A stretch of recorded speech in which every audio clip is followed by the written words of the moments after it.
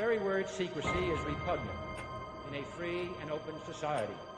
The dangers of excessive and unwarranted concealment of pertinent facts far outweigh the dangers which are cited to justify it.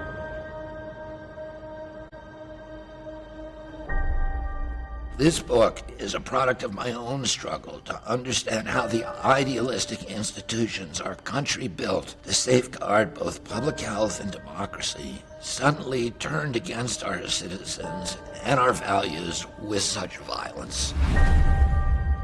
I am a lifelong Democrat whose family has had 80 years of deep engagement with America's public health bureaucracy and long friendships with key federal regulators, including Anthony Fauci, Francis Collins, and Robert Gallo. Members of my family wrote many of the statutes under which these men govern. They nurtured the growth of equitable and effective public health policies and defended that regulatory bulwark against ferocious attacks funded by industry.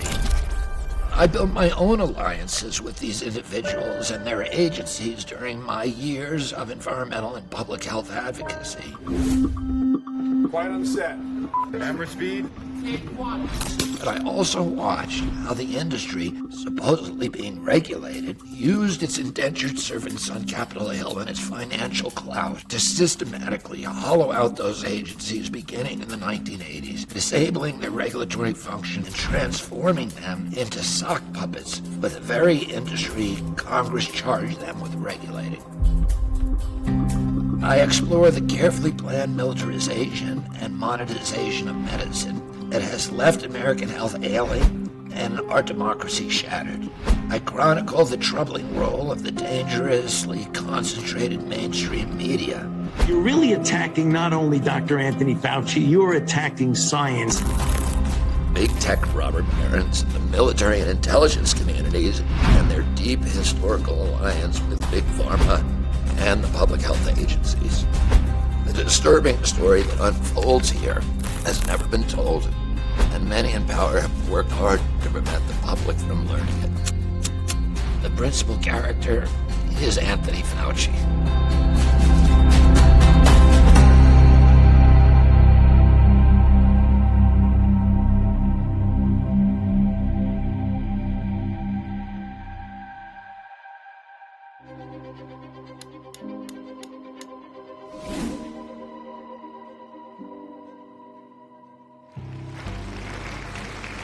Today, I will be your master of ceremonies for Event 201. Today's scenario is going to simulate meetings of a multi-stakeholder group called the Pandemic Emergency Board. This board has been urgently convened by the World Economic Forum. In October of 2019, you have a tabletop simulation that is sponsored by who? The funders, the Gates Foundation, the World Economic Forum, Johns Hopkins School for Security, which is funded by NIH and Gates.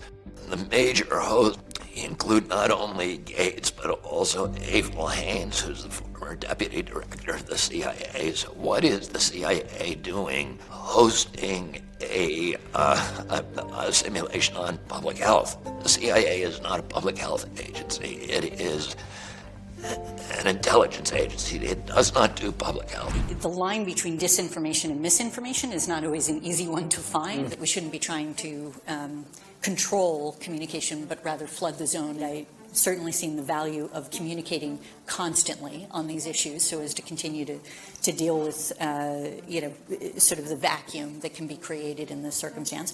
All of the disinformation that will be put out, it's going to be important to actually have a response to those questions. There are also intelligence sources identifying multiple foreign disinformation campaigns. Governments need to be willing to do things that are out of their historical perspective, or for the most part, it's really a war footing that we need to be on. It can happen quickly. A Marshall-type plan, don't mean to say that exactly, but a Marshall plan that can go into effect can stimulate a change very quickly. The distrust relates to the health system more generally. A step up from the part of the government on enforcement actions against fake news. I think a couple of things we have to consider are, even before this began, the anti-vaccine movement was very strong. And this is something specifically through social media that has spread. So as we move forward, obviously trust in pharmaceuticals and government is very important at this moment. The simulation is a simulation of a coronavirus that has escaped and ends up killing 60 million people around the planet. The Chinese government knew of the escape of the virus by September 12, 2019. Curiously, who is there is George Gao, who is the head of the Chinese CDC. At that time, George Gao almost certainly knew the coronavirus was circulating. Infected people got a respiratory illness with symptoms ranging from mild flu-like signs to severe pneumonia. The sickest required intensive care.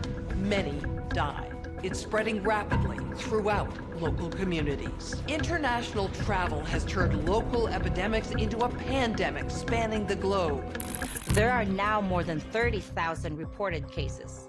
Experts warn this may be just the beginning of a global problem. More than half of the recognized cases have required hospital care, creating a huge strain on healthcare systems. The fatality rate is about 10%. Because it appears the virus is readily transmitted through the air from person to person, essentially all people are susceptible.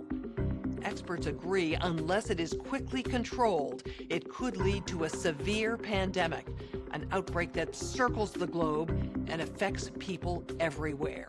2 to 4 times more lethal than the 1918 influenza pandemic, the worst pandemic on record. Even so, some people only exhibit mild flu-like symptoms, not requiring treatment in a hospital.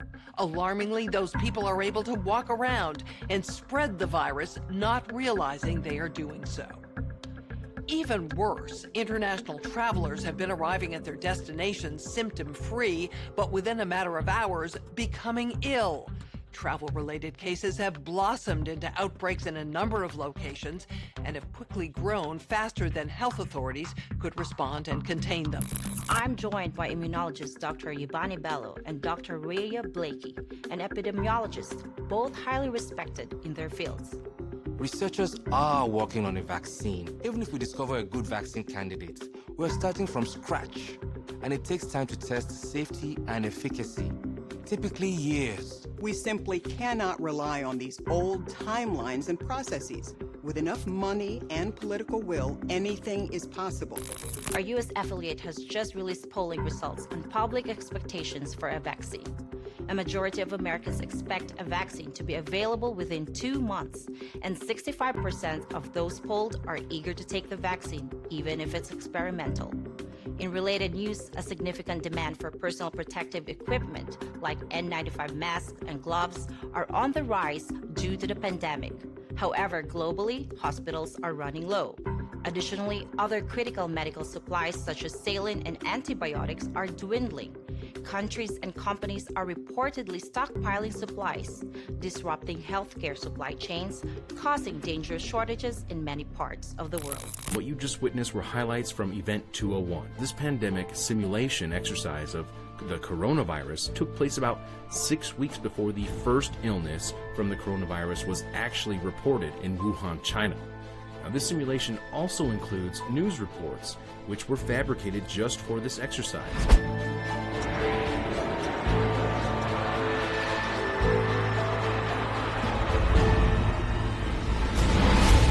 A SARS-like virus, which has infected hundreds in China, has now reached the United States.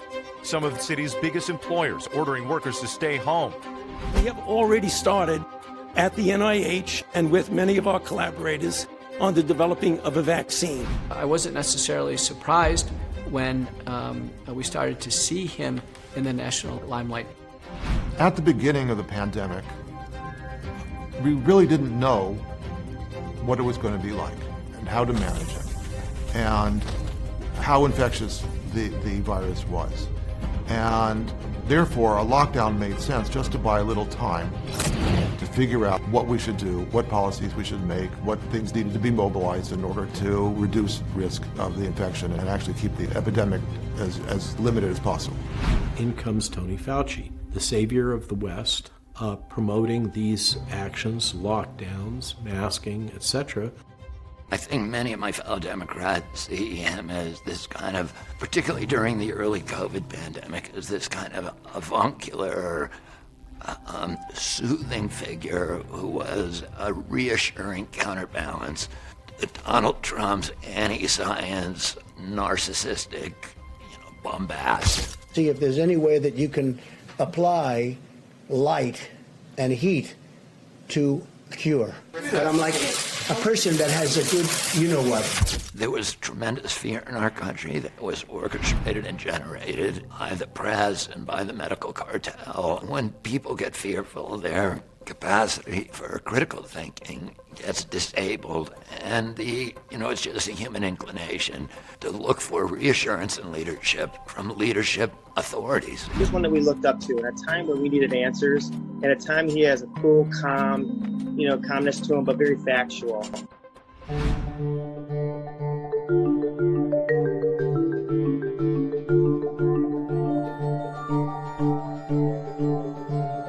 It's called the Fauci effect.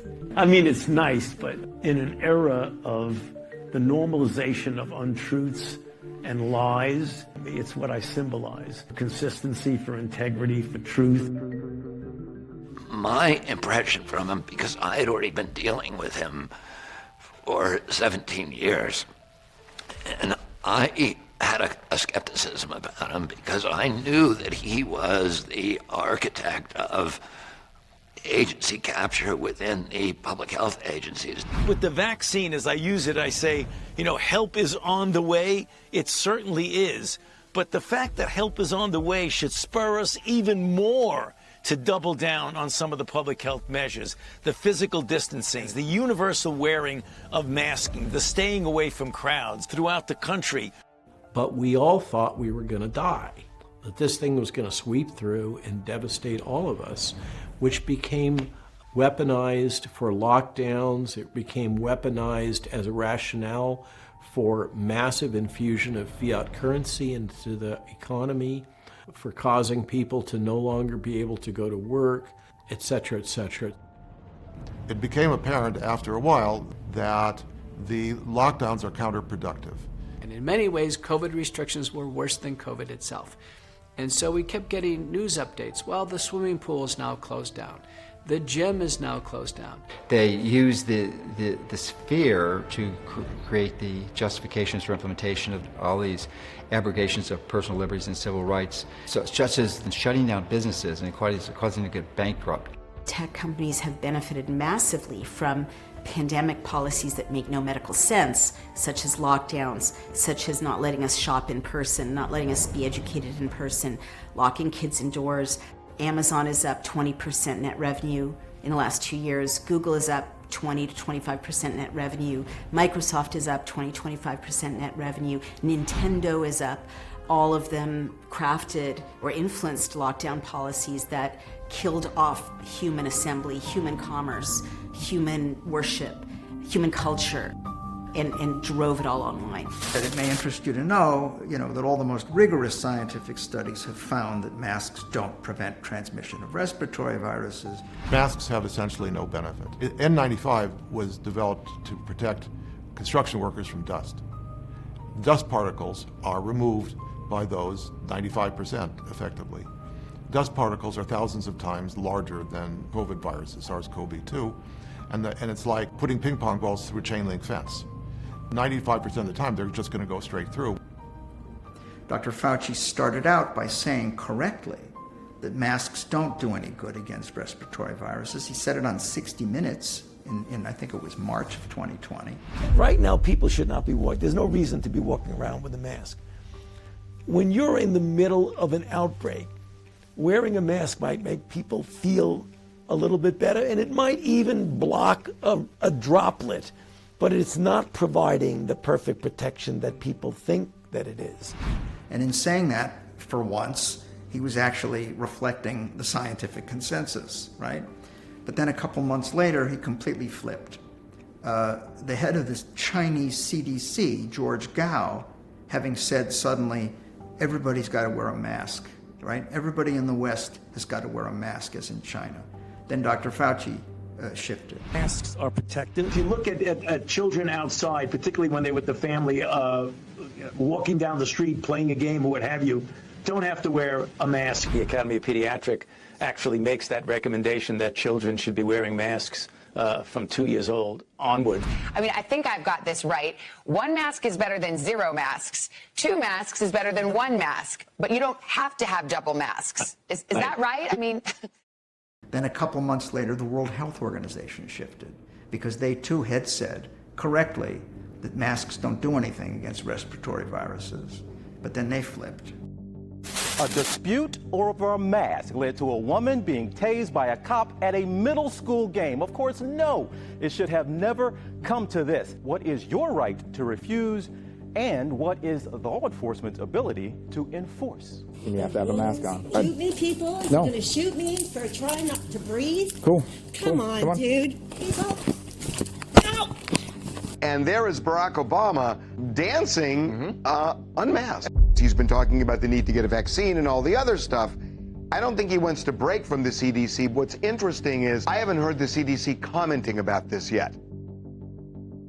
Masks are pretty magical, and they don't have much downside.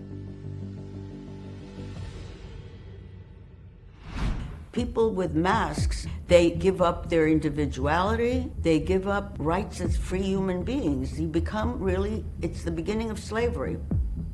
African American slaves in America, many of them, they wore masks. I have called the masks to be the symbolic equivalent of the yellow star that I had to wear. It's a sign that you are not free, that you are lesser. All of this is happening only because people obey. I think masking really was a symbolic signal not only of obedience, but also that we all should maintain constant fear and that we needed to stay away from each other, from relationships and community. During my childhood, there were duck and cover drills. Duck and cover, just as you do in your school. We all know the atomic bomb is very dangerous. You will know when it comes. We hope it never comes, but we must get ready.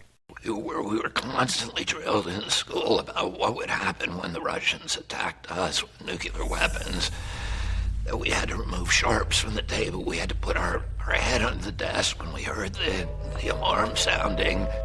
If you were paranoid, you might feel that the purpose of that drill was to maintain this level of what Bob McNamara later called mass psychosis, where you keep an entire population in fear by constantly reminding them that their lives are under attack. And I think, one of the things that disturbed me about the masking, it was very reminiscent of that. If one wears a mask, or one stays in a tiny room and fills up the room with virus and continues to rebreathe the virus, there is a real chance that one could make a mild illness more severe. It's called re-inoculation. We had gotten a call from Presbyterian Village saying one of the workers contracted COVID. And this was the characteristic pattern in 2020. Remember, the senior citizens in nursing homes, they weren't going out and getting COVID. They were sitting ducks. They were already locked down. And in fact, a worker gave COVID to my dad. We are hearing stories of patients going in the hospital, being locked down in isolation, never seeing their loved ones again, and then dying in the hospital alone. We don't get to eat dinner with them. We don't get to sit with holidays for them. Memorial Day, Father's Day, Mother's Day.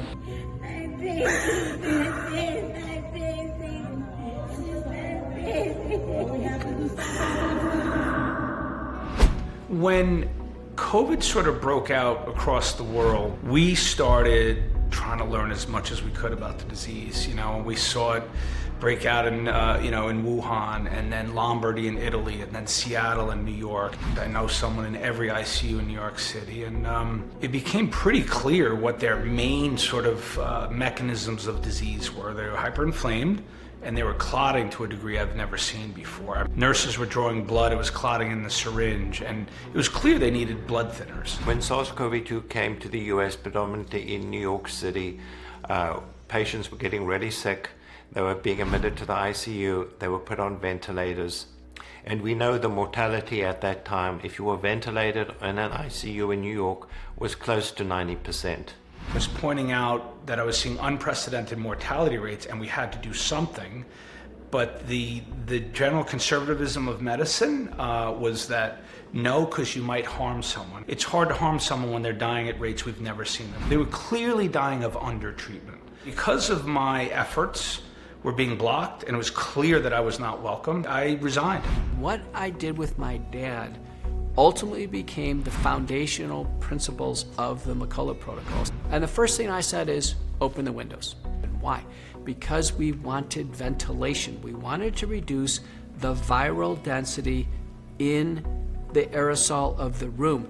Fresh air was applied for centuries for other respiratory illnesses. Step 2, the Indian Medical Society for doctors had already mandated hydroxychloroquine as a standard of care once-a-week prophylaxis. Zinc 50 milligrams a day had a supportive role. Vitamin D, 5,000 international units. Vitamin C, 3,000 milligrams a day. Quercetin, 500 milligrams twice a day. By July of 2020, there had been 9 studies of clinical trials, not randomized, of hydroxychloroquine, some by itself, some used with azithromycin and zinc and so on. Every one of those studies showed benefit. The totality of those studies, all analyzed together, showed about a 50% reduced risk of hospitalization and a 75% reduced risk of mortality. Now, these studies are all studies of outpatients, people who get COVID and are treated within the first 5 or 6 days, or started treatment within the first 5 or 6 days. It was a very clear set of data, about as clear as one could ever hope to get. And yet, Fauci's in the Oval Office saying this is a game changer. And next thing you know, everybody in the country is starting to give it. Supplies are starting to fill hospitals and they're all giving it. That the data shows that remdesivir has a clear-cut, significant positive effect in diminishing the time to recovery. This will be the standard of care. When I was looking at this data with our team the other night, it was reminiscent of 34 years ago in 1986 when we were struggling for drugs for HIV. And we did the first randomized placebo-controlled trial with AZT, which turned out to give an effect that was modest. But that was not the end game, because building on that every year after, we did better and better. There's a novel pathogen, and Fauciism always dictates that for some strange reason you throw the most toxic drugs imaginable at it, and you make one of them the kind of reigning king of treatment. Back then it was AZT, now with COVID it's remdesivir, with no feeling or regard or apprehension about the toxicity, while at the same time vilifying, persecuting, creating a whole culture of disinformation about treatments that are older, like hydroxychloroquine, ivermectin, that doctors in droves are saying is curing people, is getting people out of the hospital, is ending this sickness in a matter of days, if not hours. And I have to point out, I am severely troubled by the fact that the NIH, the FDA, and the CDC, I do not know of any task force that was assigned or compiled to review repurposed drugs in an attempt to treat this disease. Everything has been about novel and or expensive pharmaceutically engineered drugs, things like remdesivir and vaccines. The first time I got a call from Senator Johnson's chief of staff that I heard a U.S. senator wanted to talk to me because he'd come across our website, he'd come across our protocols. Ivermectin did not come into our protocol until much, much later. So it was October of 2020. And suddenly we started to see the trials around ivermectin consistently positive in this very large magnitude. And it was coming from different centers and countries around the world. We were talking to doctors. Doctors were reaching out to us. And he was kind of inspired that he saw some doctors that were putting out treatment guidance when the government was doing nothing.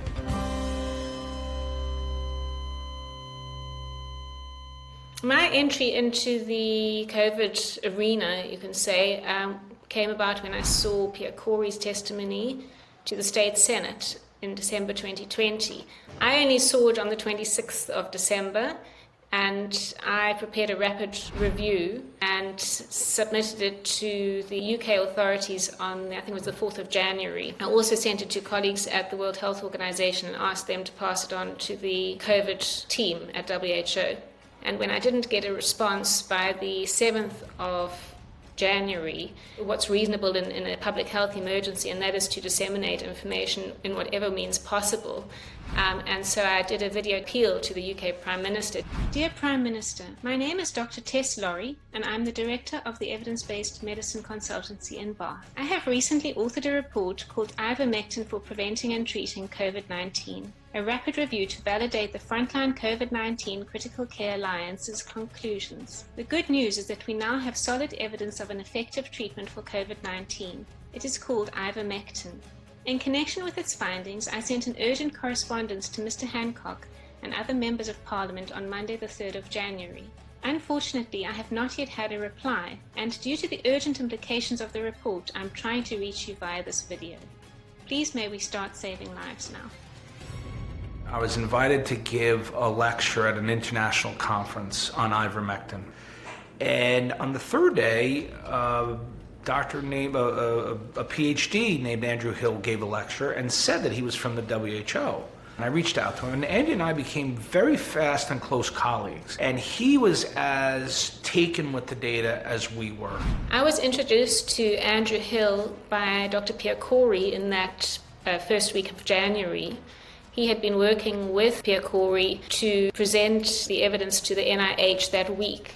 Pierre said, you really must meet him. He's the WHO consultant working on ivermectin, and Andrew Hill agreed to be on the team with us. But then that weekend, his own review was published on a preprint server. Now, this was a great cause for concern because it was clearly rushed. It was very poor quality with all these obvious flaws. I emailed him and I said, Andrew, this is going to cause immeasurable harm. Please retract this review and let's talk. I can help you correct these errors. I'm in a very sensitive position here. What I'm trying to do... Whose conclusions are those on the review that you've done? Who's not listed as an author, who's actually contributed? Well, I don't really want to get into... I think it needs to be clear. I would like to know who are these other voices that are in your paper that are not acknowledged. Unitate has a say in the conclusions of the paper, yeah. So they have a say in your conclusions. Yeah.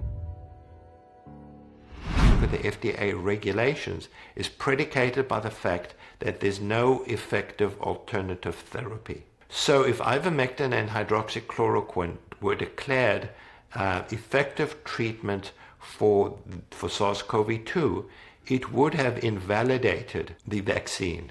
The vaccines would not have been allowed to get an EUA.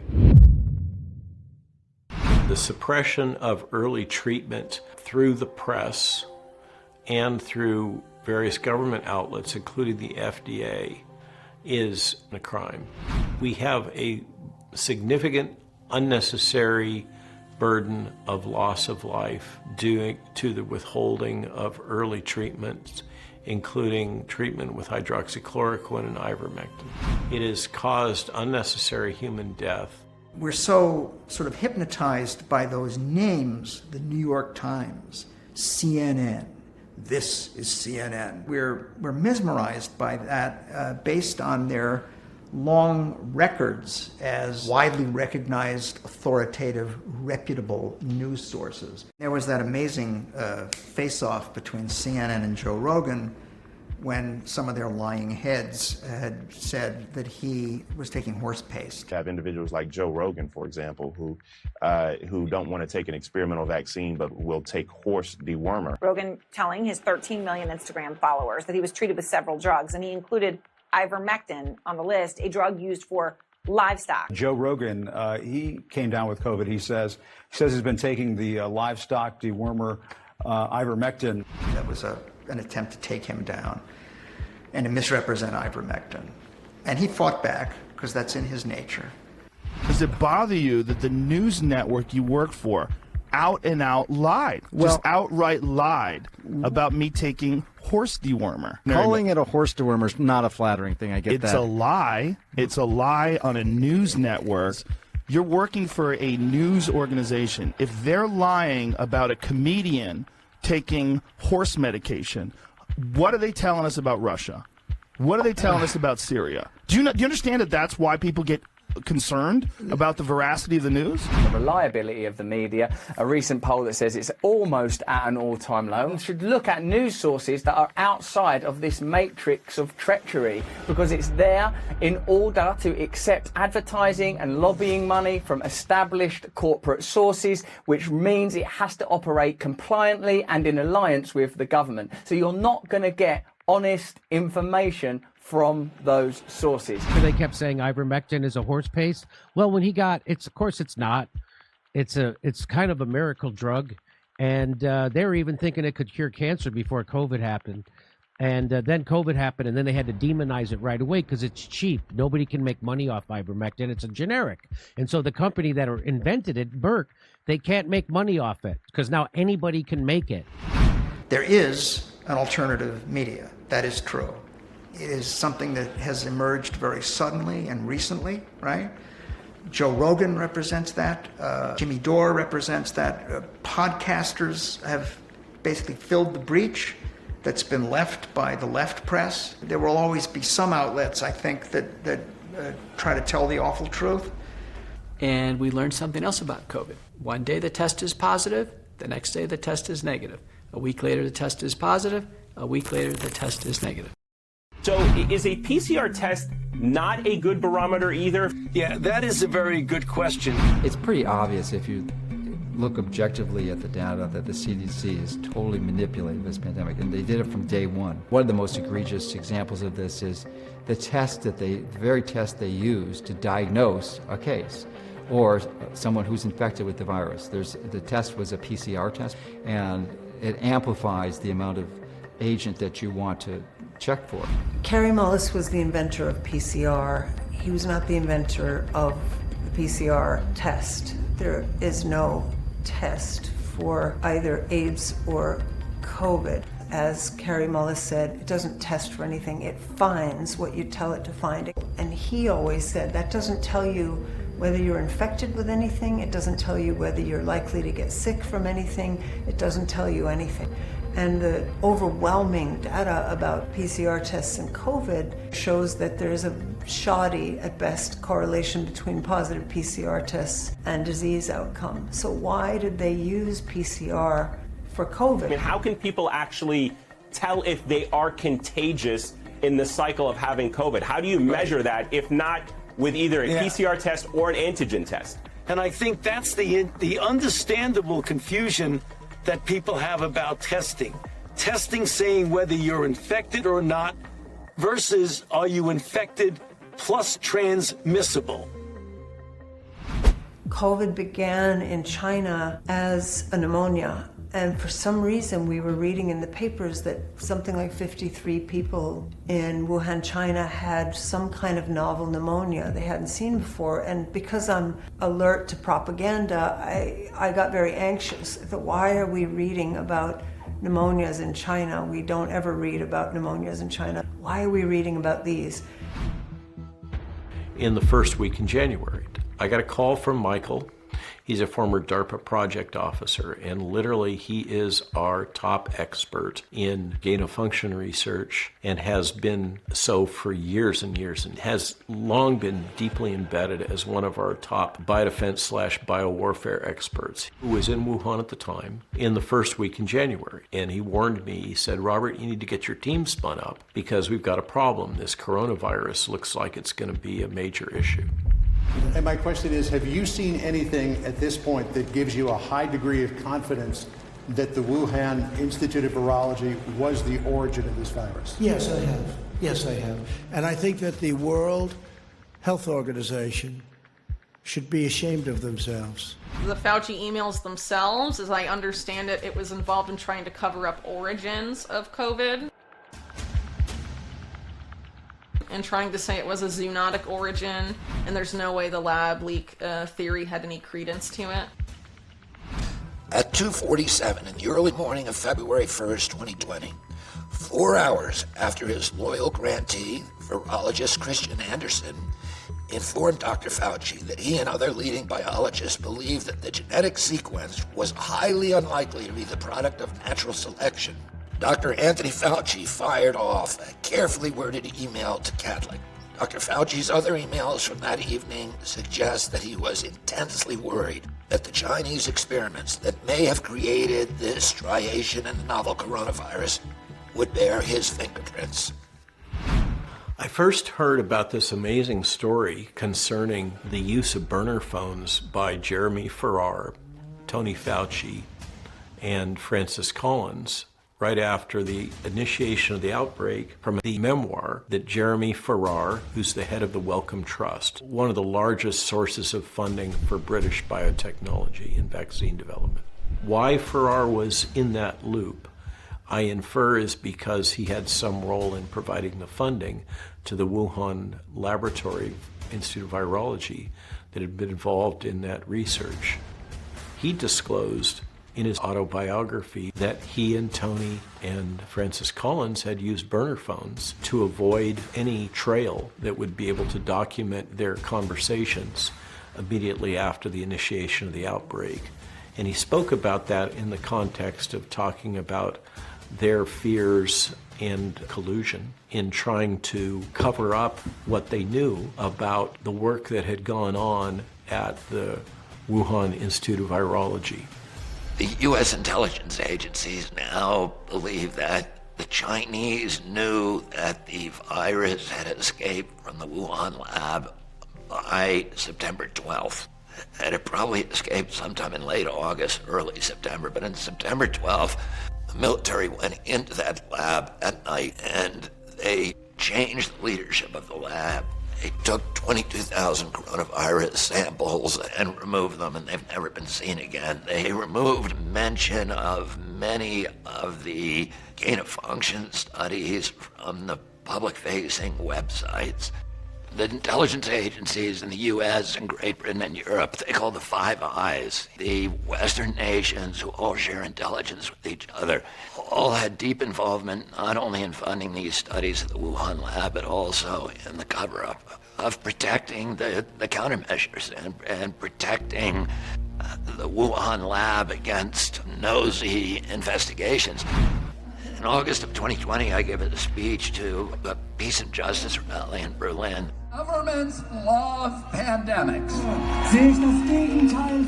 I estimated crowds were about 1 million democracy advocates. There were people from every nation in Europe and every color of the rainbow, and they came together to demand the return of their constitutional and human rights. The only thing a government needs to make people into slaves is fear. Immediately after that, the German intelligence agencies and the British intelligence agencies announced that they were considering vaccine hesitancy a form of terrorism, and that they were unleashing their cyber warfare arsenal on people in foreign countries who they consider vaccine hesitant. It's illegal for the CIA to spy on American citizens in this country, but the way that the CIA has always gotten around that stricture is by outsourcing the spying on U.S. citizens to the Five Eye nations like Great Britain and Germany, with whom they share the intelligence. So they don't have to spy on, us. They can get the Brits and the Germans to do it, and then they can get the intelligence that way. And it's disturbing that, that people who are simply questioning government policies, important government policies that affect the health and well-being of millions and millions of American children and adults, are treated as enemies of the state. Is this very famous French microbiologist and clinician Didier Raoult, who actually published, some of the earliest data showing the effectiveness of hydroxychloroquine. Hydroxychloroquine is effective against the multiplication of 4 different species of coronavirus in cells. That may be a very good candidate to treat the patient. Reported that not only it works on patient, but also that there was a clearance of the virus in 4 days. But again, this was going against the narrative. Previously, hydroxychloroquine was available over the counter in France. To censor him and silence him, this was removed from over the counter. Propaganda always entails censorship. It must. Because propaganda, again, does not seek to persuade. It seeks to push you, to jolt you into a particular point of view. So it doesn't try to make arguments. It doesn't try to make a reasonable case. It doesn't use reason at all, actually.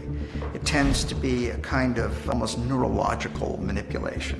Now, because propaganda doesn't tolerate argument, it always entails extremely rigorous censorship of the counter-narrative.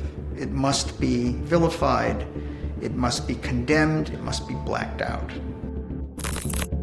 Will you provide a list of every website and hashtag that Facebook content moderation teams have discussed banning on the Task platform? I would be happy to follow up with you or your team to discuss further how we might move forward on that. But will you commit to providing the information you have logged on the Task website about content moderation that your company has undertaken? Yes or no?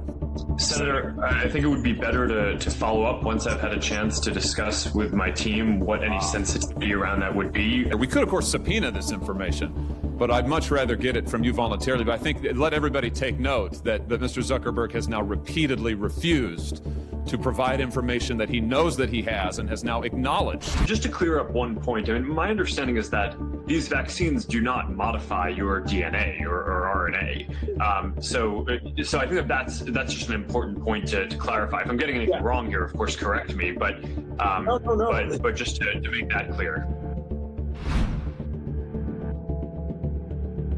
I share some caution on this because we just don't know the long-term side effects of basically modifying people's DNA and RNA to directly encode in a person's DNA and RNA, basically the ability to produce those antibodies, and whether that causes other mutations or other risks downstream. But the real kicker is right here in the policy where Facebook says it would remove any content that, quote, claims the COVID-19 vaccine changes people's DNA. Dr. Fauci collaborated with Mark Zuckerberg. There were emails between them, and this is a complete conflict because Facebook is invested in the vaccines. Google is invested in the vaccines. They have a conflict of interest. Microsoft makes the vaccine passports. And yet Dr. Fauci, who's not supposed to be coordinating health policy with for-profit stakeholders who have a conflict of interest, he was taking input and apparently aligning his message with what these tech bros wanted to have happen. In 2020, many of the Gates, Fauci HIV vaccine trials in Africa suddenly became COVID-19 vaccine trials as the unprecedented tsunami of new COVID-19 plunder began flowing through Dr. Fauci to the same disciplined legions of the virology caste.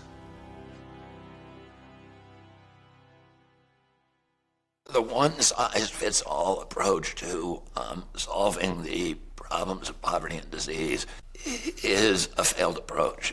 Poverty is the result of a complex conspiracy of economic factors, of cultural factors, of food production, of political issues, and governance issues. The idea that you can come in with a technological intervention and solve the problems of human poverty is a dangerous myth. And one of the great injuries that I think that Tony Fauci and Bill Gates have perpetrated is steering the World Health Organization away from its traditional concerns with economic development, with agriculture, with local governance and education, those holistic issues of developing locally rooted solutions to local problems of poverty and health, and steered the WHO toward the kind of single preoccupation with vaccines. And we're taking things that are, genetically modified organisms and we're injecting them in little kids' arms. We just shoot them right into the vein. The Bill Gates apparatus, they're worse than colonial powers because the colonial powers at least built some infrastructure that was useful and helpful. And pharmacolonialism specifically is you will have nothing to say about how to treat illness in your country. That will be dictated by us. And once we've put our dictatorship into your country is effectively invaded in a sense. It's colonized by us. And I saw that when I crossed Africa, that there were CDC vans, and wherever they had shown up, went to the top of each government, not hard to do, corrupted the government. One of my email contacts told me that in the town where he was from in Zambia, hydroxychloroquine is over the counter, and yet it had disappeared from the shelves, that somebody came in and bought up all of the hydroxychloroquine. You have to understand that in Africa, hydroxychloroquine is an anti-malarial. It's used for malaria. It's called Sunday because it's taken once a week. Sunday is a typical day. It's like a vitamin virtually in those countries. And yet suddenly it disappeared off all the shelves, and there were bonfires outside of the town. The wait is now finally over for the people of the United States. And according to the authorities, the first phase of the highly awaited Pfizer-BioNTech COVID-19 vaccine rollout is all set to start from Monday onwards. The U.S. Army General Gustav Perner, who is currently acting as the Chief Operating Officer of the government's Operation Warp Speed program, said on Saturday that the first shots of the vaccine campaign will be administered as early as Monday morning. We expect 145 sites across all the states to receive vaccine on Monday, another 425 sites on Tuesday, and the final 66 sites on Wednesday, which will complete the initial delivery of the Pfizer orders for vaccine. So the first thing you might want to say to my African-American brothers and sisters is that the vaccine that you're going to be taking was developed by an African-American woman. Early on, after the vaccine rollout began, we began to see a wave of deaths, particularly in senior citizens and elderly, who were the first people to get the vaccine. And one of these deaths was Hank Aaron, who I knew was, the MLB superstar. A high drive into deep left center field. Buckner goes back to the fence. It is gone. And Hank Aaron did a press conference at CDC's urging in Atlanta, which is the home of CDC. He did a press conference in which he got the vaccine on TV, telling African Americans, you need to do what I do. The vaccine is safe. Here, I'm going to take it in front of you. Well, 17 days later, he died. And I wrote an article saying his death is part of a wave of deaths that we're seeing in elderly after vaccination. I didn't say that his death was caused by the vaccine because I can't say that. Scientifically, I didn't have the information to be able to say that, but I could say with certitude and scientific certainty that his death was among many deaths that were being reported immediately after vaccination. Well, I was attacked by CDC and by the New York Times and USA Today and all of the television networks and news organizations around the world. Now remember, the NFL has a vaccine mandate. Aaron Rodgers develops COVID-19. Wait a minute, you took the vaccine. He's like, no, I didn't. I didn't take the vaccine. I got COVID. He got the McCullough protocol. He goes on with Pat McAfee. I got the McCullough protocol. I got through it. Thanks, Dr. McCullough. And it's revealed he hasn't gotten the vaccine. And why? Because he's concerned about myocarditis. And Cole Beasley for the Buffalo Bills, same thing. And Kyrie Irving plays in New York for basketball, same thing. So we have player after player coming out saying, listen, I am worried about myocarditis. And then you see the array of damage.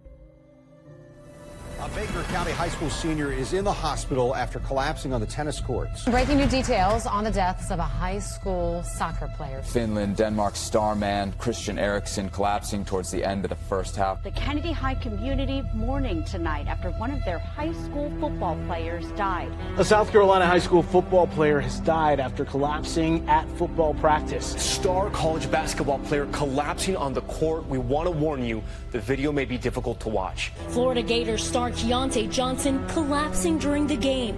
A West Catholic high school student has died after collapsing during a football scrimmage. On mile 8, she suddenly felt fuzzy and blacked out. 17-year-old Ryan Jacobs' heart stopped. Unexpectedly collapsed on the field. Megan went into cardiac arrest. Collapsing during Friday night's football game.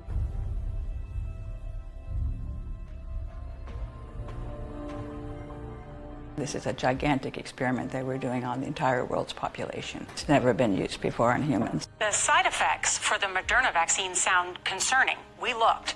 After the second dose, at least 80% of participants experienced a systemic side effect. So, are these vaccines safe? Well, the FDA, not being pressured, will look hard at that. The FDA is the gold standard of regulators, and their current guidance on this, if they stick with that, is very, very appropriate. They have been working on this technology for a long time, but they've had a lot of problems with it. They haven't been able to get it to where it can work. It's too toxic. And they see this as a tremendous opportunity. And Fauci sees it, Bill Gates sees it. They've been heavily vested in this mRNA technology as a new revolutionary concept in biology, in medicine. When you woke up this morning, did you know you were going to be receiving the vaccine? I did, yes. So, all of my staff, we are excited to get the vaccine. I'm sorry, I'm feeling really dizzy. Oh, I'm sorry.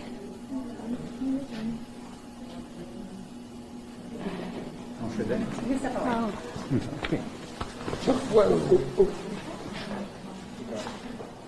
You okay?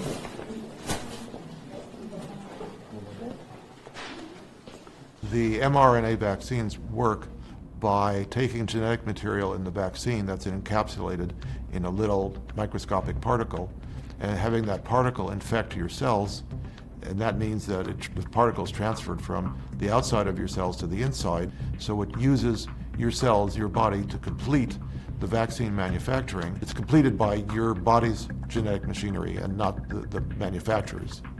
The mRNA that I was working with and the inventions that I came up with are fundamentally different from what's being used in the current product, in that I was producing what is close to being a natural RNA. What's being used in the emergency use authorized products from Moderna and Pfizer-BioNTech are not natural RNAs, so they are related to what I'd originally envisioned, but also different. And those differences seem to have contributed to the risks and toxicities. Messenger RNA is made by our cells every single day. It's made by our DNA. And what messenger RNA does is it's a delivery of a recipe. The DNA has a recipe that it writes on the messenger RNA, because remember, it takes messages. So it has a recipe on the front of it that says, make this protein for healing this muscle. And the messenger RNA then goes over to the ribosomes, which is the factory, and it reads the recipe on the front of the messenger RNA and creates the protein, which then goes out into the body and goes over to the muscle that's been injured and hurt and repairs it. That's normal DNA, messenger RNA, that happens every day, every minute in our cells all day long. One of the fascinating and terrifying things we've seen over the last 2 years is that there have been more injuries and deaths reported from COVID shots in the official VAERS systems, Vaccine Adverse Event Reporting System, than for all vaccines combined over the last 30 years. All the vaccines, hepatitis, measles, polio, DPT, you name it. There have been more injuries and more deaths in the last 2 years from COVID shots. In September of 2000, when I started investigating problems associated with vaccines, there were about 8,000 VAERS reports per year. The last time I looked before COVID, it was about 35,000 reports per year. And if that's somewhere between 1 and 10% of actual injuries, we could be talking about somewhere between 350,000 and 3.5 million people who are actually injured and were unfamiliar with filing a VAERS complaint. There are a number of reasons that it's underreported. It's a very cumbersome system. It's difficult to use. It's difficult to get data in, and it takes time. And clinicians are reluctant to put data into the VAERS system. So there should be a much more proactive system where the federal government, if they were interested, would more closely track the adverse events related to these vaccines.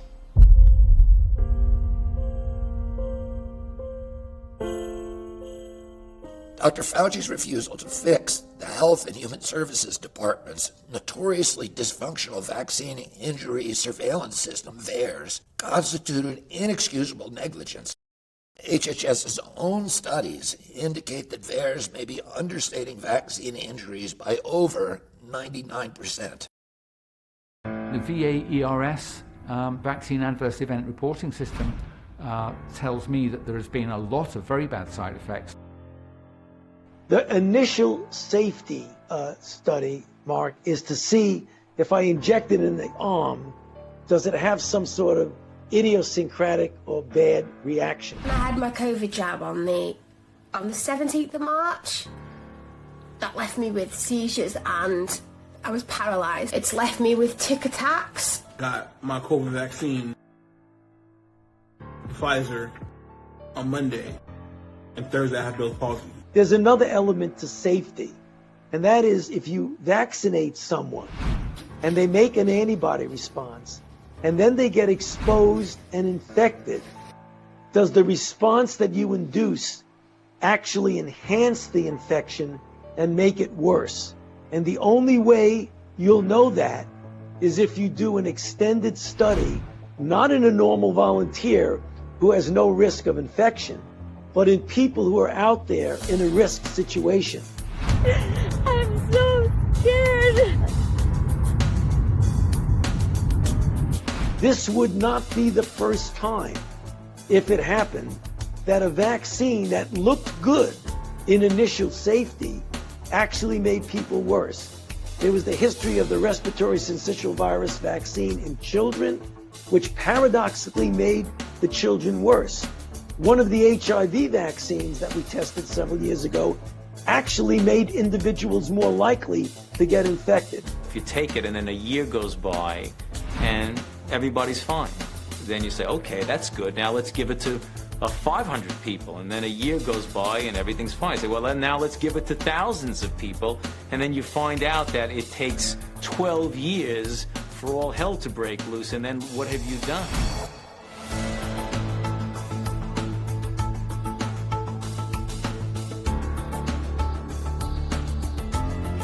The university is requiring all students and workers to get vaccinated and verify the status of their booster vaccination by the date of January 21st. Tomorrow, you have to show proof you're vaccinated. You can't eat indoors at Philadelphia restaurants and bars. Big changes ahead for restaurants and many other businesses in Chicago beginning tomorrow. Vaccination mandate goes into effect. If you want to eat out or work out in 3 suburbs, you have an extra week before you need to flash that Vax card. Please get vaccinated. My daughter took that shot yesterday in Las Vegas and she's dead. She took the Pfizer vaccine and she's dead.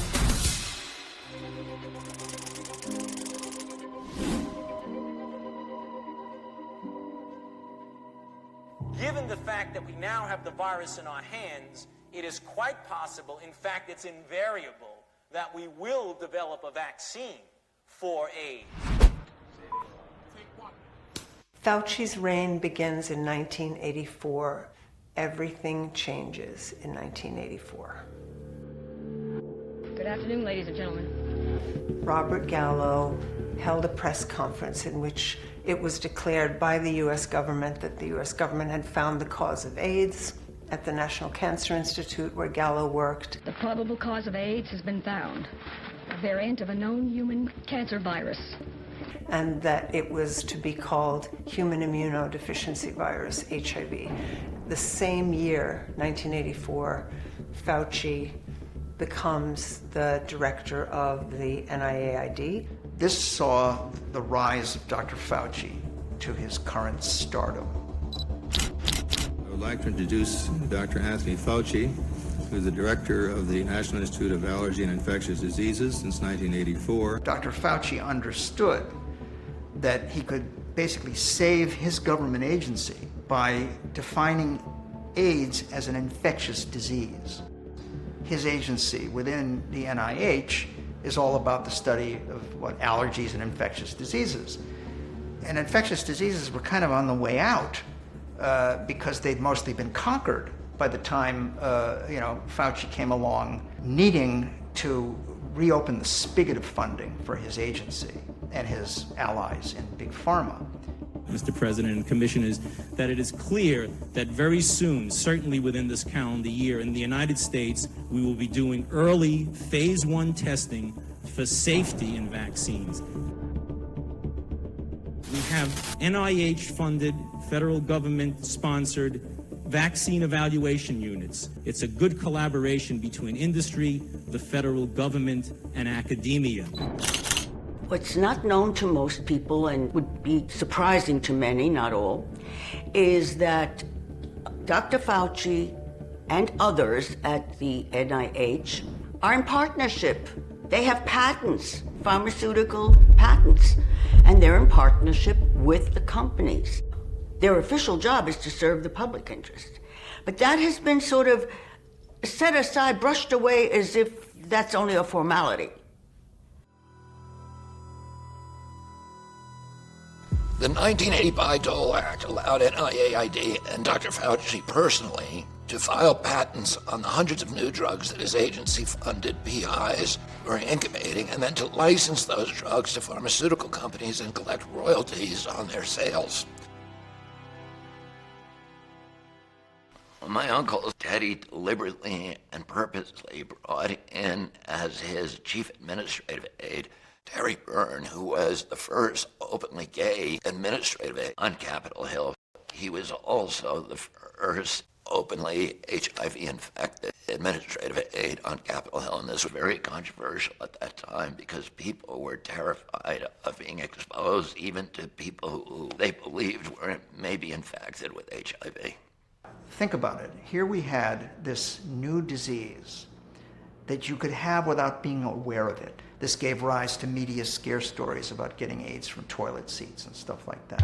The public seems to have its toughest time in separating fact from fiction. Can children contact AIDS by drinking fountains? I would like to know if you can contact AIDS by kissing, touching, or just being around someone that has the disease. Well, as you know, there have been reports that the virus can occasionally be found in saliva. And in New Jersey, officials say that they will allow school superintendents to suspend students, teachers, or other staff who are suffering from AIDS. There is considerable talk about mandatory reporting of all AIDS cases and required blood tests, and much agonizing over the question of quarantine.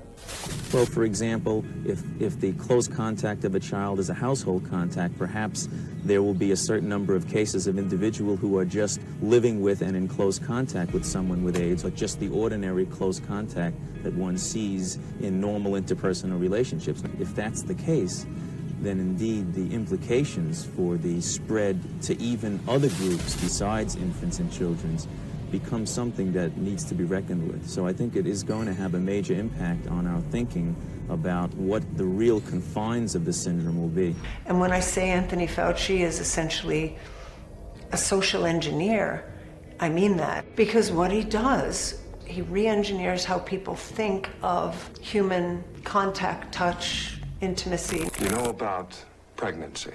Mm-hmm. You know how I feel about responsibility? Yes. How much do you know about AIDS? We have a long way to go to fight against HIV, the virus that causes AIDS.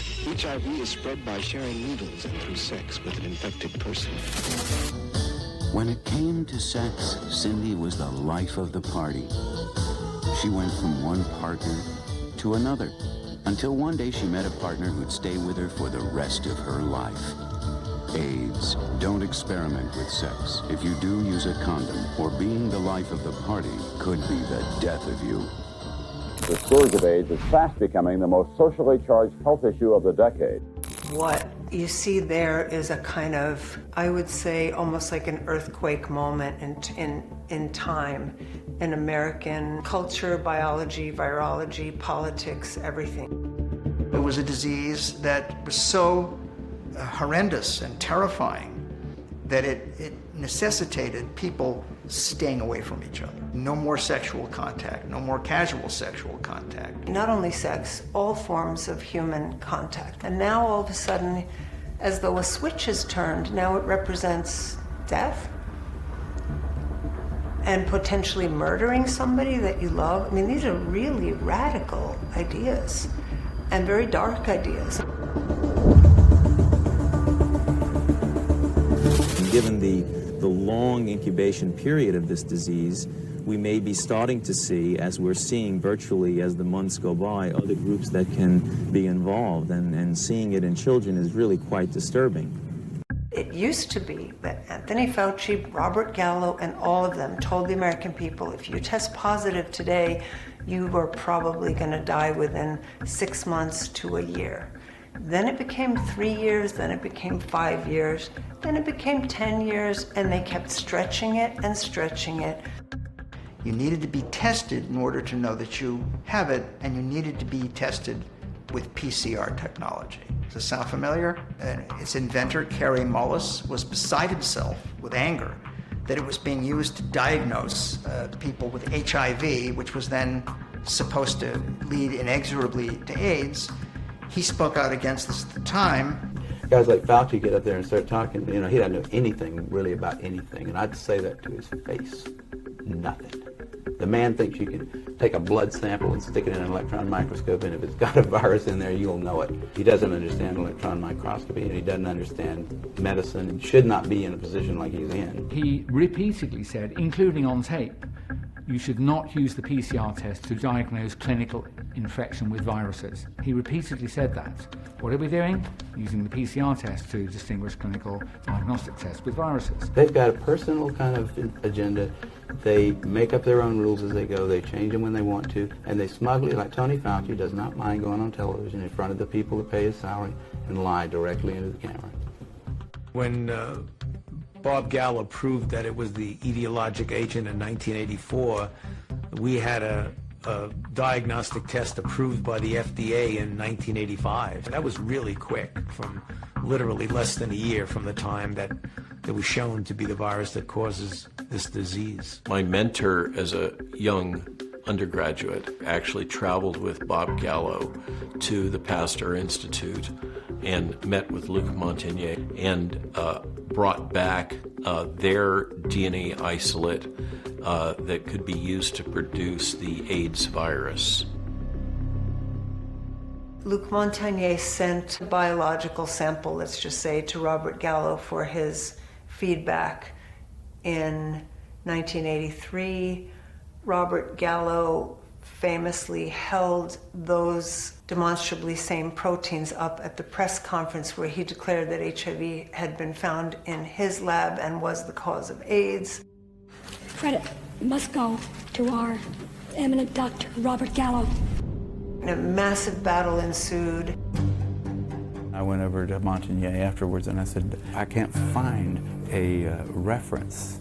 I can't find a reference to go with the statement, HIV is the probable cause of AIDS. I'm sure you can help me. He said, why don't you use the NIH, like the CDC report? And I said, well, I looked at that, and that was not a scientific paper. And the people standing around, by the way, who were his colleagues there, looked at him like they were thinking he should come up with a better answer, but he couldn't. Luc Montagnier was always an interesting figure and always a thorn in the side of the orthodoxy. HIV by itself, or some strains of HIV, are not sufficient to induce AIDS.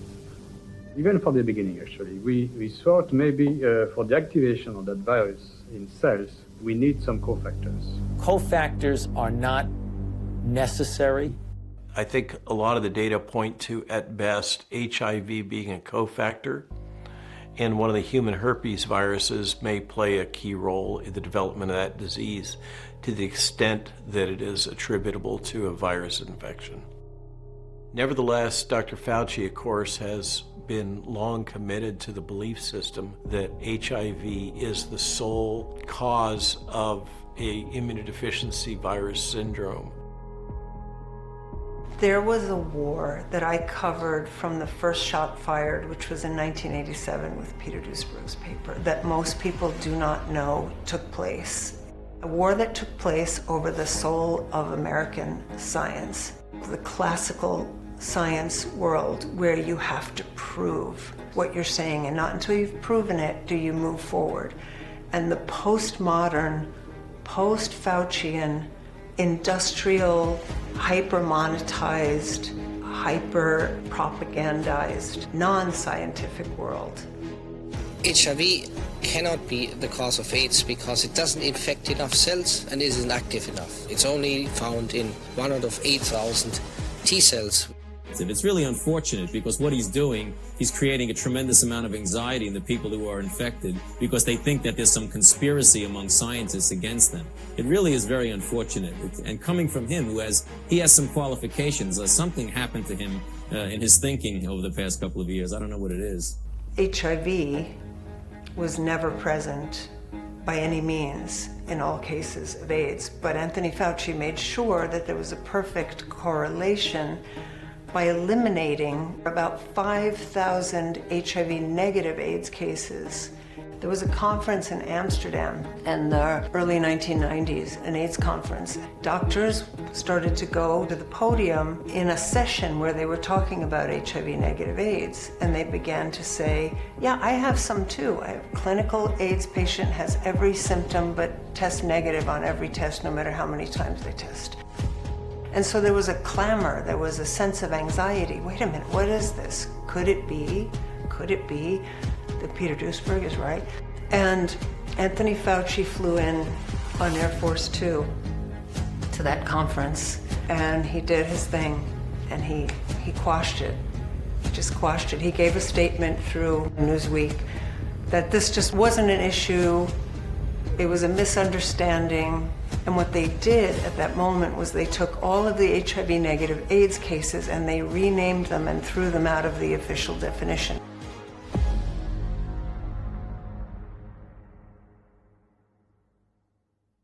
In a brazen move to explain away the anomaly of AIDS without HIV, Dr. Fauci declared that the unexplained AIDS cases represented a new disease. To avoid suspicion that his, quote, new disease, end quote, was, after all, chronic fatigue syndrome, Dr. Fauci labeled his discovery idiopathic CD4 plus lymphocytopenia, or ICL. In this tongue twister, idiopathic means of unknown source.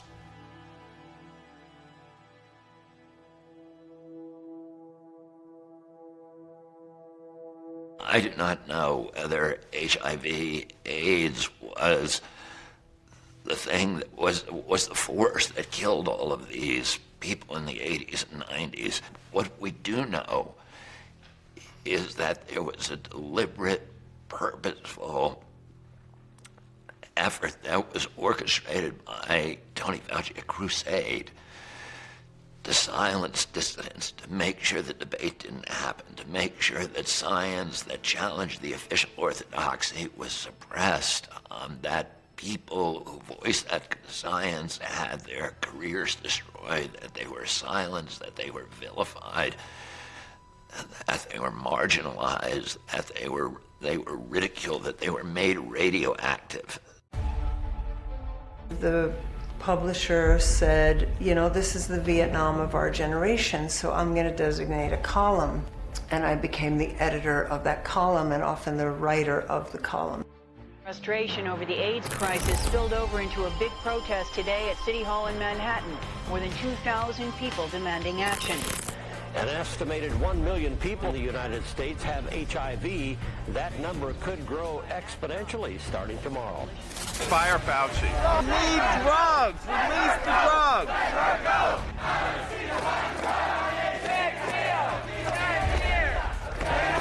This is a story about racism, This is a story about sexism. This is a story about greed. And this is war. And the National Institutes of Health are refusing to do their job. NIH is killing us! I don't have access to these trials. The criteria are too tight, they take too long, and every day I read about drugs that are available and they're not going to trial. There's no access to any new drugs. And I'm coming here to ask for access to these drugs. The FDA will move as quickly as possible to address this issue and expand the indication for AZT. He didn't even blink. This was entirely second nature to him. To unblinkingly get on television night after night and speak of this incredibly toxic chemical, and I mean really toxic.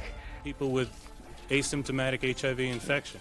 Since AZT is a drug that's already on the market, physicians can at their discretion prescribe it for whatever it is that they want to prescribe it for. Anthony Fauci made a decision at a certain point and came out with it that anybody with CD4 cells lower than 500, though they were still healthy and not symptomatic of AIDS, should go on AZT as a preventive measure. All participants whose T4 counts are less than 500 should be offered AZT. I knew that the drug had come out of an anti-cancer program. Basically, it's a modified nucleic acid. Our DNA and RNA are made of these little chemical bases, and when you modify some of them, they can jam the machinery of cells replicating. That's how a lot of chemotherapy drugs work, and this is just the same. One person I interviewed, his brother was perfectly healthy and had been persuaded to go on a high dose of AZT, and he was dead within a year, but also his face melted away. It's like Hiroshima. Very powerful radiation. He was diagnosed. He had advanced AIDS, near death, just months to live, massive infections in his lungs, all over his body, Kaposi sarcoma lesions on his skin, high titers of the virus all throughout his body. And instead of being dead today, as most of the people taking AZT were by undergoing hyperthermia at the University of Rome, today he is alive and well. There is a successful series of treatments. I use the word treatments. There's no one treatment I think is better than any other. Hyperthermia, vitamin C drips, ozone treatment. I had taken my medical records down to the National Institutes of Health, to Dr. Fauci's lab, and showed them, because they have presently discredited this treatment. And that's why our federal government has not allowed it here in the United States as of yet. Showed them my medical records. And what I did is I blanked out a set that had my name on it, showed them and said, well, what do you think of this? Their response is, well, this person obviously got better. What did they do? Fauciism is an absolute contempt for natural, non-toxic therapies, a contempt for the whole dialectic and discussion about what is an immune system, what is health, how do you detoxify, what does it mean when you're getting sick from a chronic illness? Is it just a matter of attacking the accused pathogen with the most toxic drugs kind of imaginable? AZT at the time was the most toxic drug that had ever been put in a capsule and given to human beings.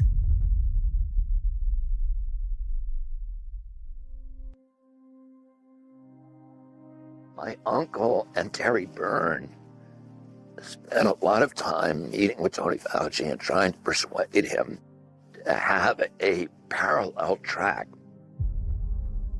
Their proposal was to create a parallel track approval system that would allow community AIDS doctors to conduct clinical studies on off-the-shelf drugs that neither pharma nor NIAID wanted to test. AZT at that time was headed to be the most expensive drug in history. It would cost $10,000 for a year of treatment. And for that drug to function, Burroughs Wellcome had to make sure that there were no competitors in the marketplace. Part of the strategy for the NIAID, for Anthony Fauci, and for his partners at Burroughs Wellcome was to make sure that those drugs did not get FDA approval because it would have killed AZT. AZT was approved in a way that I have said it kind of broke the spine of the FDA tradition, the FDA drug approval tradition that had reigned up to that point, where it took up to 10 years roughly for a drug to be considered adequately tested for both safety and efficacy. I don't think the FDA drug approval process prior to that was probably all that safe or great, but at least it was something. You had to prove safety if you're the FDA, and you had to prove efficacy for a new drug. That all ended with AZT. When I was at the Wellcome Research Labs, I was very proud to be in a place that had discovered the first drug that became allegedly useful for AIDS. I knew that they'd found a new way to use an oncology drug, and I thought, well done to them. I had no idea. I was like 28. I'm just very happy. I'd never heard of Dr. Fauci at that time. I didn't know it was expensive, and I definitely didn't know it was that it was really poisoning people.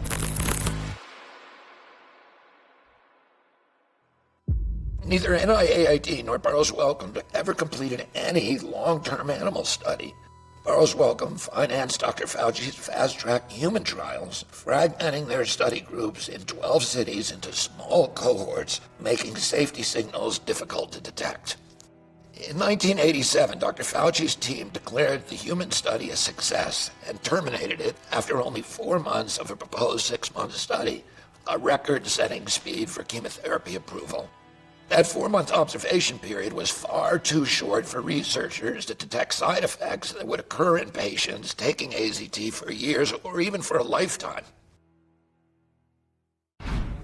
Arthur Ashe died, and when Rudolf Nureyev died, and many, many other friends of mine who died during that period, during the 80s and 90s of AIDS, my assumption was that AIDS was killing these people. I was completely unaware, really, until I wrote this book, that there was an alternative narrative. Many doctors and scientists and activists believed that it was actually the majority of those men were dying because of AZT poisoning.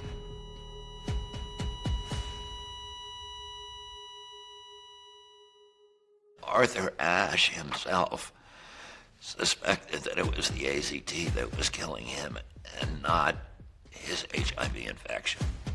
Both he and Nureyev were healthy until they began taking AZT. Public health colonialism enables us to show up in third world countries, demand that their leadership tell the people that they are all about to die of a terrible new disease, and we have to get in there and we take over protecting the needy and the poor, and especially people in third world countries, from this terrible virus.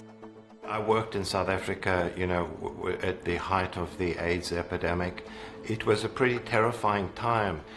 We didn't really understand what it is. So these poor people would get overwhelming infections, they'd get pneumocystis, pneumonia, and they would die. And we were helpless.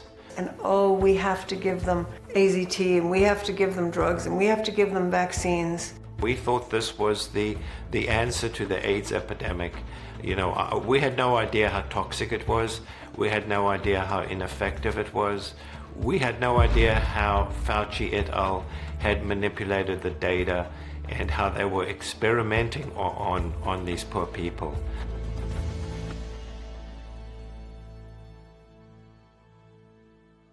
I had an intense interest in Africa from when I was a little boy. Probably that amplified when I was 7 years old. My father came back from a trip to Africa with a film called Africa Speaks, and he showed it on the little 16mm projector that we had in our basement.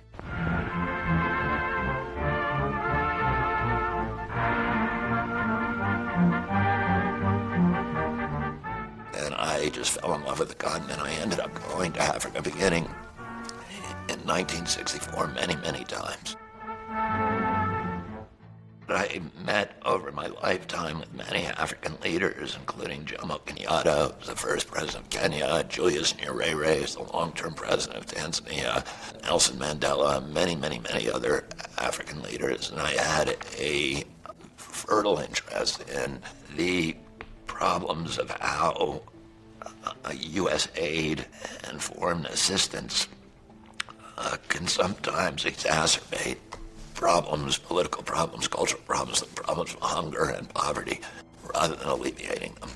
And, a sensitivity to the idea that we need to be willing to listen to local leadership, and that we need to nurture community-based solutions. There are certain things that one thought one knows. HIV equals AIDS equals death. And one of the things that became clear, and actually rather disturbing, was the fact that there was a view that was being expressed by people whose scientific credentials you can't question. It seemed to me that there had been a determined effort to exclude their voice, to silence it. So let me ask you about HIV and AIDS. Right. Why did it take so long for medical researchers to realize there was a connection? Well, when you say a connection, David, what do you mean a connection? HIV leads to AIDS. Oh, that was, well... But I thought for a while people didn't recognize that was necessarily the case. Well, that we're called denialists who are really off the radar screen, so we wouldn't even go there. He brought 24 scientists to Pretoria, and I was there. 12 on one side of the issue, 12 on the other side of the issue. He wanted to hear all around the table what everybody thought and make a decision. How am I going to handle HIV/AIDS, public health, antiretroviral regimens, and so forth in South Africa? I listened and heard the whole story told about our own country. It seemed to me that we could not blame everything on a single virus. It's remarkable that he's still alive, I'll just say. His health minister, she had plastic lemons and pieces of garlic hurled at her because she had said garlic, lemon, olive oil is good to drink every day if you want to strengthen your immune system. Pharma-funded activist group, they showed up and pelted her. The cruelty, the bullying, the culture of just absolutely viciously going against anybody who spoke about natural remedies or the immune system or the human body. Studies in unborn fetuses in which the mother is given AZT to determine whether or not you can prevent the onset in that 30 to 40% of newborn infants who become infected from an infected mother. Get the virus, never mind the person, never mind the life. And that's Fauciism.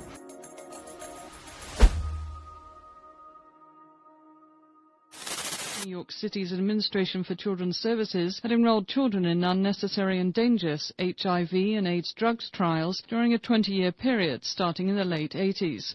Anthony Fauci helped arrange for the drug companies to get access to children in foster homes in 7 states. There was a children's center in New York, in the Bronx, called Incarnation Center, where foster children or children who were considered to have AIDS through PCR tests that were inaccurate were put in this medical center, and they were used for experimental drugs.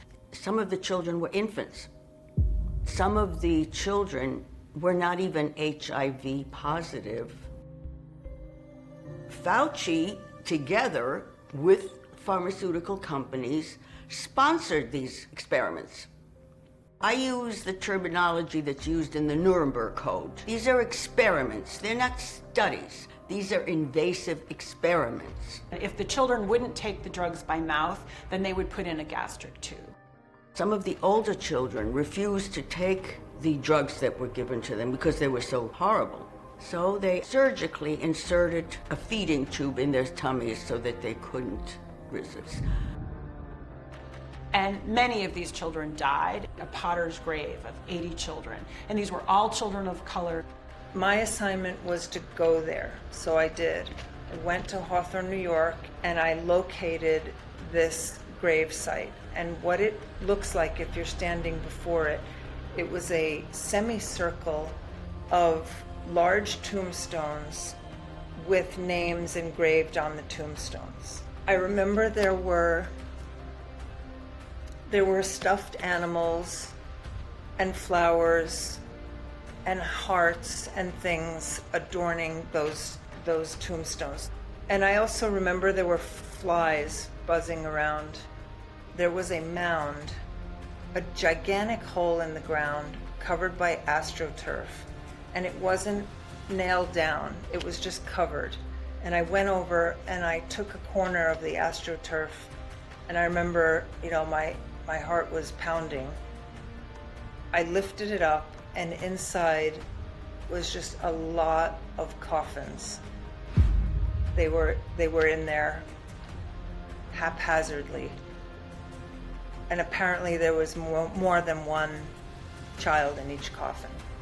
The drug companies which have supported trials at Incarnation include some of the world's largest. They also refuse to be interviewed for this program. Officials at the National Institutes for Health insist that any participation of children in drug trials should be voluntary in every sense. These little children are regarded as throwaway children. Nothing really was done to punish those who broke the law.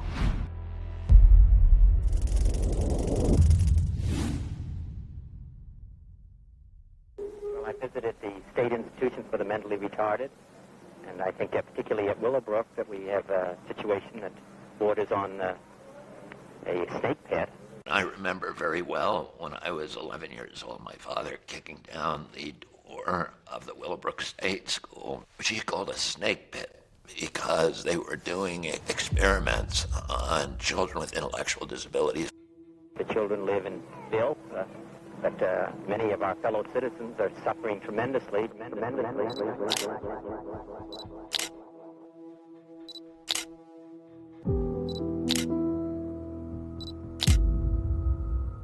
You had a lot of money at stake with pharmaceutical companies, so there was huge incentives, and there was career incentives for doctors who were doing these kind of experiments. Most people cannot imagine that there are people, especially medical doctors, which Dr. Fauci is, can disregard the humanity of people, including children. It was a horrific abuse, and because it was government-sponsored together with pharmaceutical companies, they had kind of free reign. New York State and New York City provided the children.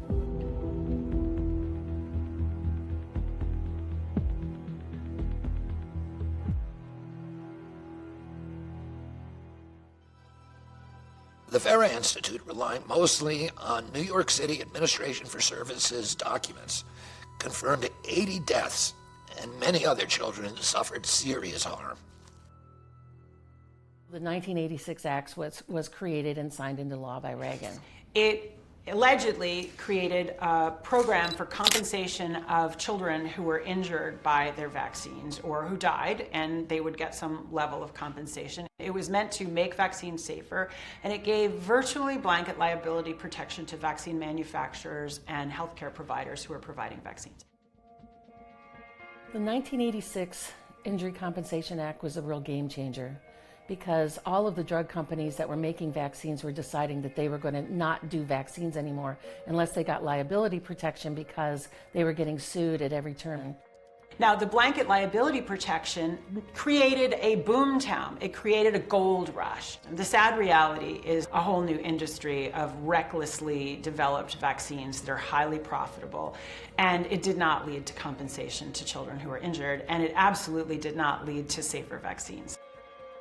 That's one of the tragedies that is across the board when it comes to public health.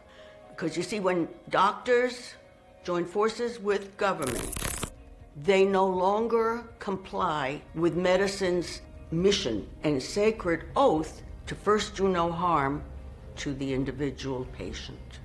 They become agents of government, and they do what they're told. A retrovirus is a primitive life form that has no capacity to replicate on its own, which is something that's true of all other viruses. The retrovirus injects its RNA into an existing cell where an enzyme called reverse transcriptase converts viral RNA into DNA, which is then inserted or spliced into the host cell's DNA. In the late 1980s, when I was at the Salk Institute as a graduate student, when I was in my 20s, I was working on trying to understand how RNA gets packaged into retroviruses, because retroviruses were the leading way for gene therapy to be developed and potentially applied. That idea was, well, if you can use RNA as a drug, what would you use it for? So my belief was using RNA as a drug to produce a vaccine response by expressing a foreign protein. And so I worked on that and ended up finding a way to get RNA into cells. Once that set of technologies came together, I filed invention disclosures and eventually patents on the use of RNA as a drug. So when I joined the pharmaceutical industry in 1988, there were in Britain something like 15 separate drug companies. There's a small number of very large companies, but they don't tend to discover many of their drugs in-house. They use experts internally to try and identify biotechs that are doing good stuff, and then they grab them for money, and then they complete the development process. Once the mRNA technology had been developed, I left the Salk and went to this company called Vical. Vical was actually founded in part to develop antivirals for the AIDS virus under a Burroughs Wellcome contract. The patents were sold to Merck. Together with Vical, they spent over $1 billion. They could never make it work because it was believed that it was functionally impossible to manufacture RNA at large scale. But what they did do during that period is keep anybody else from working on it because the patents had issued, which is why there's this 10-year gap, essentially, or more, really 20 years, between the discoveries in the late 80s and then the real initiation of research into RNA vaccines starting in the early 2000s. AIDS vaccines is not about a solution. It's about a permanent industry. You know, it's like waiting for Godot. Godot doesn't ever have to come. The industry that they've created through the promise that they will somehow have produced this miracle to us is now one of the giant medical industries of the medical cartel. And it's irrelevant if they ever produce a vaccine. Nobody ever questions them. Congresses stop even asking the question. They just appropriate the money to Tony Fauci year after year after year to keep this infrastructure of virologists, immunologists, of principal investigators, and all of the medical cartel is all in on it.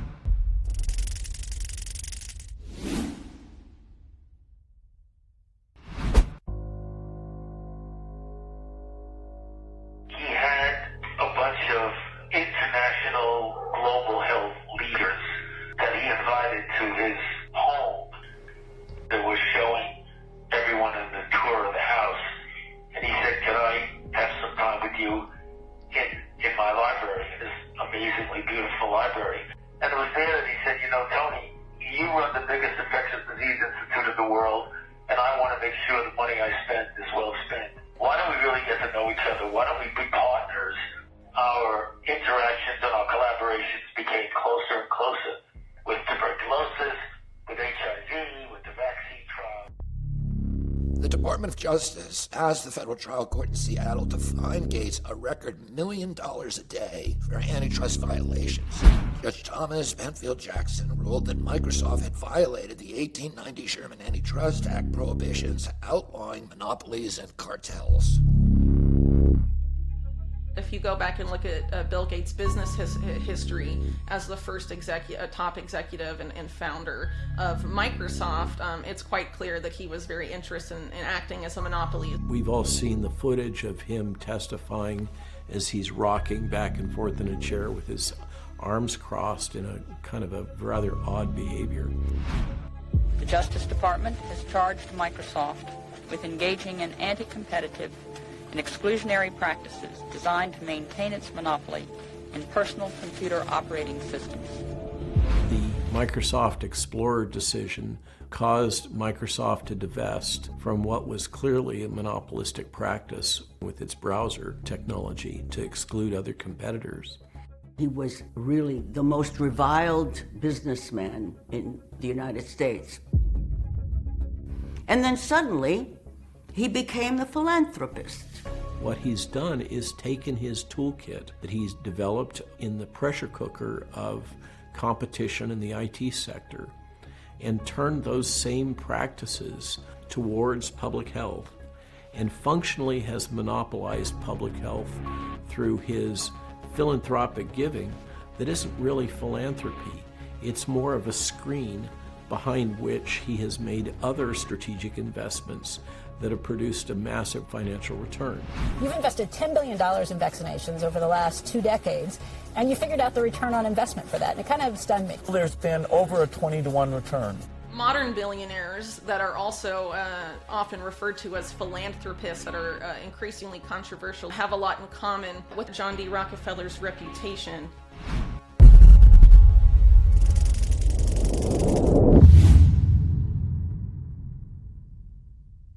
Prior to the beginning of his rebranding as a philanthropist, John D. Rockefeller was very much hated by the American working class for a variety of reasons.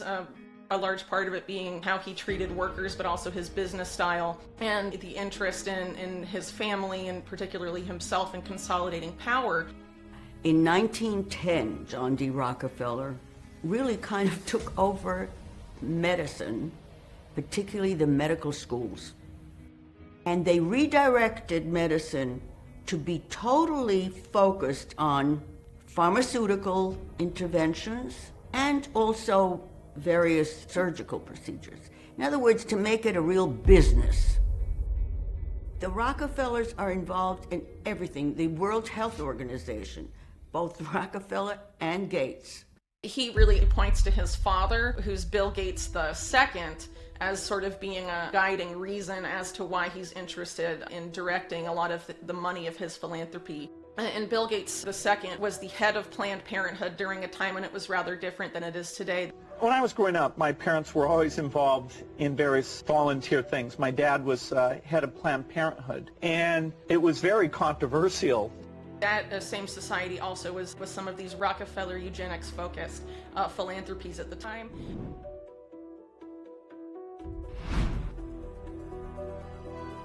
The very, very wealthy form foundations to eliminate their tax requirement. Foundations don't have to pay taxes. So they simply move their business under the flag of foundation, and then they're exempt from tax, and they gain huge control because they're distributing money to all sorts of non-government agencies. But they get to decide exactly who to give money to, what kind of policies to support, and guess what? In the meantime, they're shoveling in money for themselves. The president of the Rockefeller Foundation, Dr. Rajiv Shah, joined the Gates Foundation in 2001, and in Africa, he directed the International Finance Facility for Immunization. Using sleight of hand, the IFFI enriches Gates Pharma partners with Western financial bonds by passing the cost to future generations in poor countries.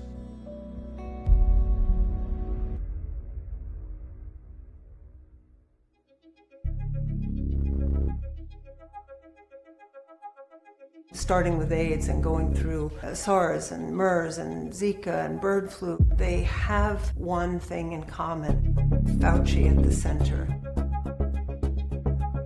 We did SARS in 2002, MERS 2003, bird flu in 2005, H1N1 2009. This is same playbook, different virus. If you look at Anthony Fauci's tenure at NIAID, specifically after the 2001 anthrax attacks. He was responsible for the massive funding of numerous biosafety labs throughout the United States, several of which have engaged in gain-of-function experiments during that period of time.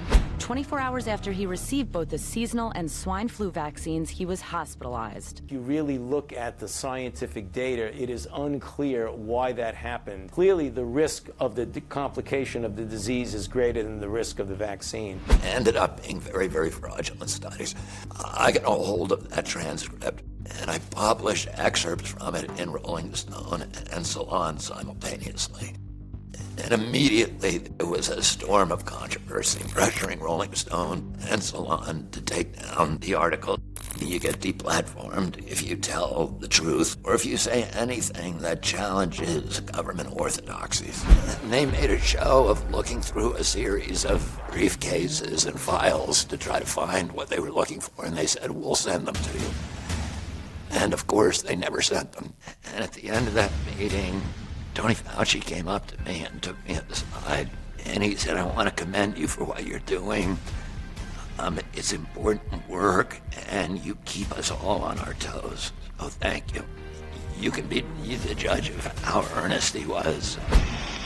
Because he was considering a commission to look into ill effects of vaccines, and somebody, his name is Robert Kennedy Jr., was advising him that vaccines were causing bad things, and I said, "No, that's a dead end. That would be a bad thing. Don't do that." Soon after this announcement occurred, those gentlemen killed the Vaccine Safety Commission.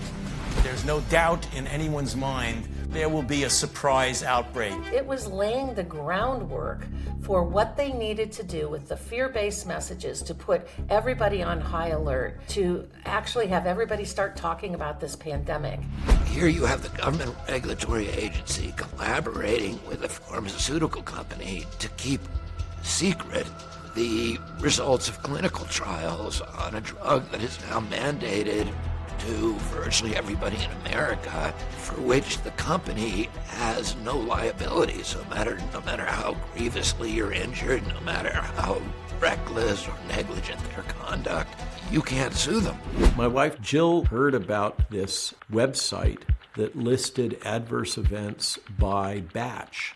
So she looked up the How Bad Is My Batch website and dialed in the batch numbers that I had received, and it turned out that my second dose was a batch that was known to have a very high number of adverse events and deaths based on the VAERS system.